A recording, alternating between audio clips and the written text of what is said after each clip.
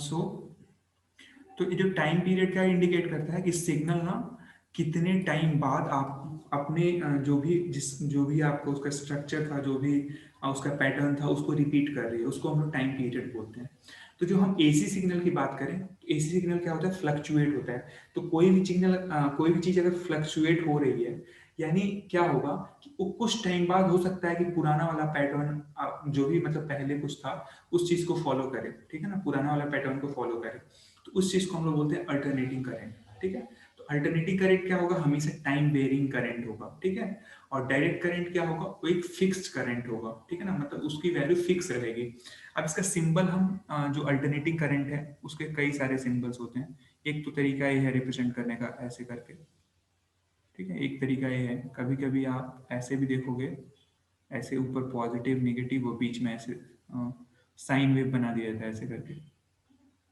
Wait, इसको अच्छे से ऐसे ऊपर पॉजिटिव नेगेटिव इन बिटवीन ऐसे साइन वेव, ठीक।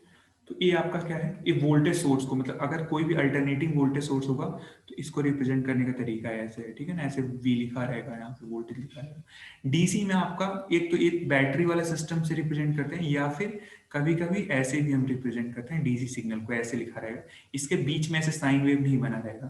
तो ये भी आपका डीसी वोल्टेज ही रिप्रेजेंट करता है, ठीक है। ये आपके जो सिंबल्स हैं ये आपको ध्यान में रखना है, ठीक है।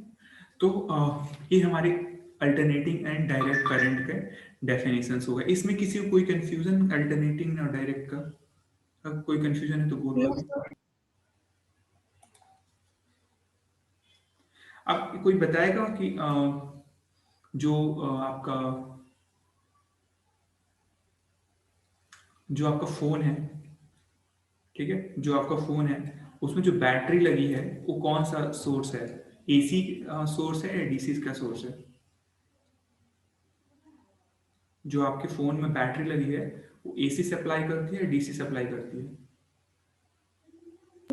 DC. Confirm? Sir DC. Yes, sir. Okay. हाँ, तो जो मैं बोल रहा हूँ आपको, बैटरी जितने भी होंगे ना आपके, ठीक है, बैटरी हमेशा क्या होंगे, डीसी सोर्स होगा, ठीक है। और AC.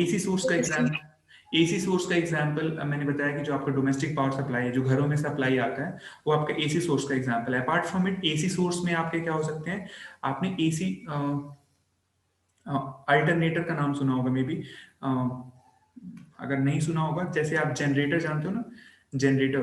तो जनरेटर का वर्किंग प्रिंसिपल आप, आपने आपने हाई स्कूल में भी पढ़ा होगा कि जैसे एक अगर मैग्नेटिक फील्ड में एक कॉइल को अगर हम रोटेट करते हैं तो उस कॉइल में इलेक्ट्रिक करंट फ्लो होती है, ठीक है ना।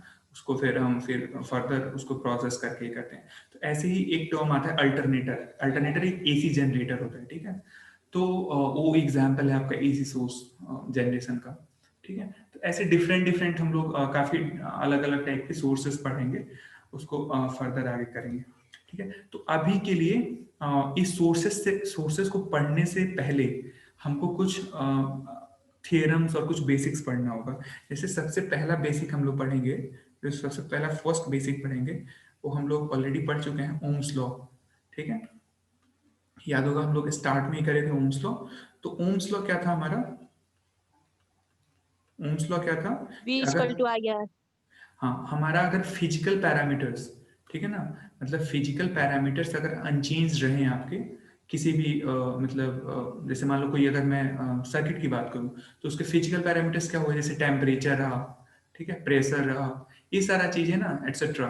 ये सारा चीज अगर हमारा इंटैक्ट रहे, मतलब उसमें कोई चेंज ना हो, तो उस सर्किट का जो वोल्टेज होता है ना, ठीक है ना, उस सर्किट में जो आप वोल्टेज देते हो उसमें जो फ्लो ऑफ करंट के डायरेक्टली प्रोपोर्शनल होता है, ठीक है। ये हम लोगों ने देखा था। और सिंपली इसको फिर V equal to I R लिख देते हैं। आई आर जो होता है वो प्रोपोर्शनैलिटी कांस्टेंट होता है, जो कि इसको हम लोग बोलते हैं रेजिस्टेंस, ठीक है, रेजिस्टेंस। अब एक चीज देखो, हम लोगों ने इसको देखा था कि इसका मतलब क्या होता है, ठीक है। वोल्टेज क्या करता है, वोल्टेज एनर्जी सप्लाई करता है। किस चीज के लिए एनर्जी सप्लाई करता है, किसी सर्किट में जो भी आपके फ्री इलेक्ट्रॉन्स थे, फ्री इलेक्ट्रॉन्स का मतलब चार्ज हो गए, ठीक है ना, मतलब जो भी चार्ज प्रेजेंट है उनको मूव कराने के लिए एनर्जी। आपको याद है वोल्टेज के डेफिनेशन से कि तो वोल्टेज क्या क्या बेसिकली कर रहा है, वोल्टेज आपको एनर्जी सप्लाई करता है किसी भी सर्किट में, सो दैट कि जो भी आपके चार्ज है वो मूव कर सके फ्रीली।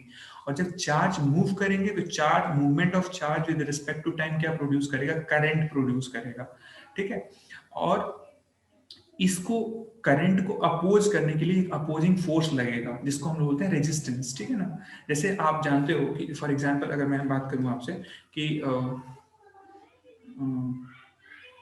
आप देखे होगे ना हाईवे पे अभी देखते होगे आप लोग कि बीच में ना कई जगह आपको ऐसे रम्बलिंग स्ट्रीट्स मिलते हैं, ऐसे वाइट कलर के ना ऐसे स्ट्रिप्स बने रहते हैं, ठीक है, स्ट्रिप्स बने रहते हैं, ठीक है। एक्चुअल में क्या था, पहले स्पीड ब्रेकर्स होते थे, अभी भी आपको मिल जाएंगे बहुत सारे जगह इंडिया में, ऑल्दो अलाउड नहीं है, लेकिन अभी इन्होंने